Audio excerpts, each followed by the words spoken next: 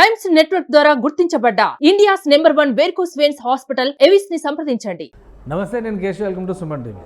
హైదరాబాద్ మొత్తం అట్టుడికి పోతుంది హైడ్రా పేరు వింటేనే. కానీ హైడ్రాని చూస్తే హడలిపోతున్నటువంటి వ్యక్తులు తెరచాటు రాజకీయాలకి, తెర వెనుక కార్యకలాపాలకి తెరతీశారా?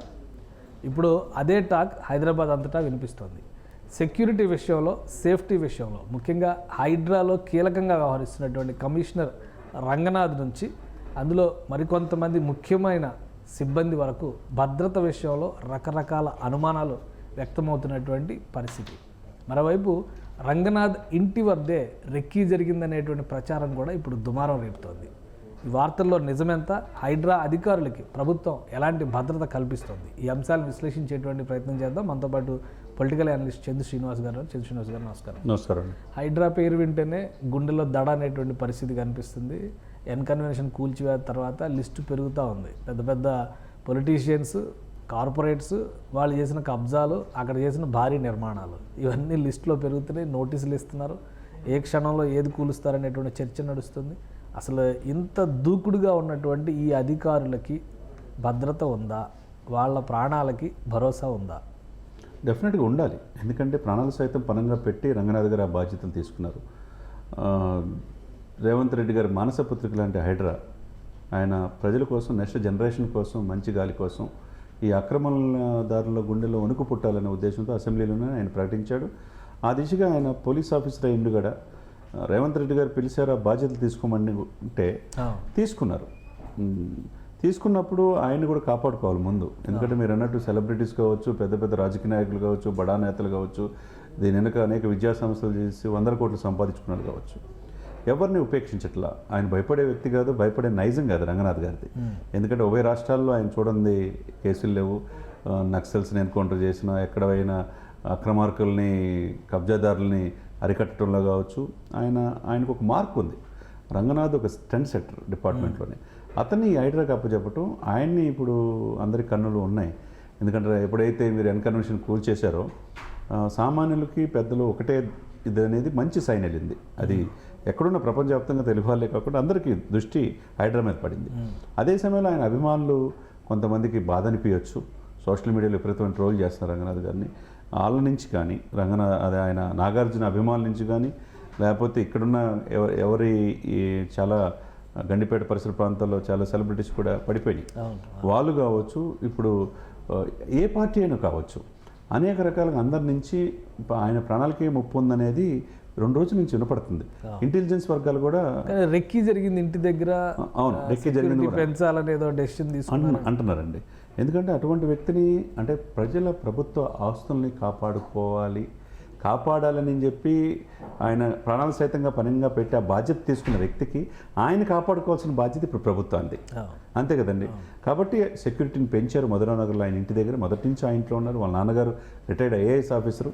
అటువంటి వ్యక్తులు ఈ దేశం కోసం ప్రాణాలు సైతం, ఈ రాష్ట్రం కోసం ప్రాణాలు సైతం లెక్క చేయకుండా ఆ బాధ్యత నిర్వర్తిస్తుంటే ఆయన కాపాడుకోకపోతే ఇంకెవరిని కాపాడుకుంటాం మనం?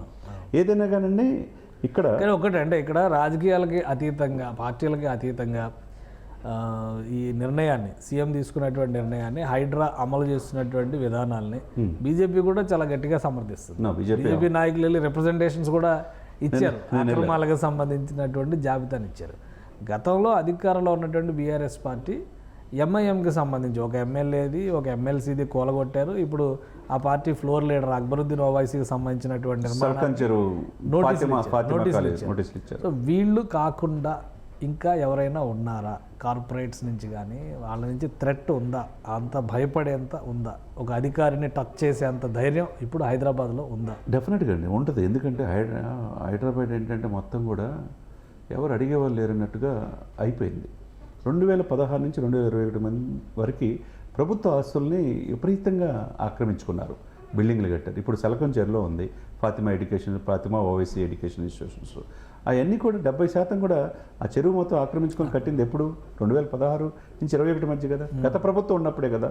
అంటే ఎప్పుడు లేని విధంగా గత 5 దశాబ్దాల్లో విపరీతంగా హైదరాబాద్ని డెక్కన్ ప్లాట్లో ఉంది. The safest place. ఇక్కడ భూమిని కొనుక్కుంటే కోటేశ్వరులు అవ్వచ్చు అనే ఒక భావం కావచ్చు, అటు రియల్ ఎస్టేట్ సమస్యలు కావచ్చు, పెద్దలు కావచ్చు, అధికారం ఉంది కదా మనల్ని ఎవరు ఏం చేయని భావన కావచ్చు. ఆ విధంగా ఈ చెరువుల్ని, నాళాలని, కుంటల్ని ఏది వదలలేదు సార్, పార్కులు కూడా. కాబట్టి ఇప్పుడు ఈ పరిస్థితికి హైదరాబాద్ సుందరమైన నగరం, ఫాస్టెస్ట్ గ్రోయింగ్ సిటీగా రావాల్సిన హైదరాబాద్ని కుచించుకుపోతుంది. దీన్ని కాపాడుకోవాల్సిన బాధ్యత ఉన్నది.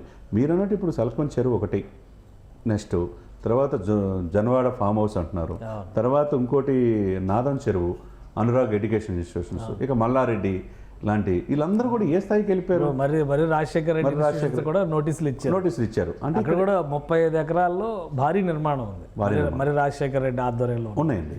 ఇది ఇక్కడ ఏంటంటే పార్టీలకు అతీతంగా ఇప్పుడు ఒక పట్నం మహేందర్ రెడ్డి గారు మాట మనం ఆహ్వానించాలి. ఏమన్నాడు, ఇది హైదరాబాద్ దూసుకుపోతుంది, నేను పూర్తి మద్దతున్నాడు. అదే సమయంలో నా ఫామ్ హౌస్ ఉందని చెప్పి ఆరోపిస్తున్నారు, నాదున్న కొట్టేసేయమంటున్నాడు. ఆ విధంగా ముందుకు రావాలి. ఆయన కూడా ఒకటి మాట చెప్పేశాడండి రేవంత్ రెడ్డి గారు, దీంట్లో రాజకీయాలు అతీతంగా చూడండి, మన హైదరాబాద్ని మనం పరిరక్షించుకుందాం, దీంట్లో నా సొంత పార్టీ నేతలున్నా ఉపేక్షించిన అంటున్నాడు. ఆయన క్లియర్ కట్ పాలిటిక్స్ కాదు సార్ ఇక్కడ. ఇప్పుడు ఈ నగరాన్ని కాపాడుకోవాలి. ఈ నగరానికి ఏమైంది అన్నట్టుగా ఈ నగర కబ్జా కోరలు మయమైపోయింది. ఇప్పుడు హుస్సేన్ సాగర్, హైదరాబాద్లో సముద్రం లేదు సార్, హుస్సేన్ సాగర్ సముద్రంగా భావించి బోటింగ్ అన్ని చూసుకుంటాం. ఎక్కడెక్కడ సెయిలింగ్ పోటీలు కూడా హుస్సేన్ సాగర్ జరుగుతాయి. అది ఇప్పుడు ఒకప్పుడు లేండి, ఇప్పుడు ఎవరు పెడుతున్నారు? అది ఎప్పుడో రెగట్టా పోటీలు పెట్టేవాళ్ళు కూడా జరుగుతాయండి. ఇప్పుడు చాలా తగ్గిపోయినాయి కదా. తగ్గిపోయినా ప్రతి సంవత్సరం ఏదో ఒకటి సౌత్ ఇండియా లెవెల్లోనే జరుగుతుంటాయి. అటువంటి హుస్సేన్ సాగరే 21% ఆక్రమణకు గురైపోయింది. అంటే ఏది వదిలిపెట్టారు సార్ యొక్క అక్రమార్కులు? ఇప్పుడు ప్రగతి నగర్ చెరువు ఉంది, ఆ చెరువు అటు ఇటు చివరికి గుళ్ళు కట్టి, చివరికి గుళ్ళు మాటిన అపార్ట్మెంట్లు కట్టేశారు. ప్రగతి నగర్, నిజాంపేటలో లెక్కలేనంత ఆక్రమణలు. ఏది కూడా ఇక్కడ వదిలే ప్రసక్తి ఏం కనపట్లేదు సార్, వెనకడుగు వేసే ప్రసక్తి లేదు. పూర్తి స్థాయిలో 2500 చదరపు కిలోమీటర్లు విస్తరించిన ఈ హైడ్రా అతి త్వరలో ఆర్డినెన్స్ రూపం వస్తుంది. అసెంబ్లీలో అయితే చట్టమే తీసుకొస్తున్నారు. హైడ్రా పోలీస్ స్టేషన్స్ వచ్చేస్తున్నాయి. ఇక ఎవరు ఎఫ్ఐఆర్ ప్రతిదీ కూడా ఎఫ్ఐఆర్ నమోదు చేసుకుంటారు. ఇప్పుడు వెళ్ళి బుద్ధభవన్లో ఉన్న దానికి ఆయన ఫ్లోర్కి వెళ్ళి రంగనాథ్ గారికి రిప్రజెంటేషన్ ఇస్తున్నారు. రోజు 50 నుంచి 60 వస్తున్నాయంట. అంటే ఏ స్థాయిలో అక్రమాలు గురైనాయి చూడండి.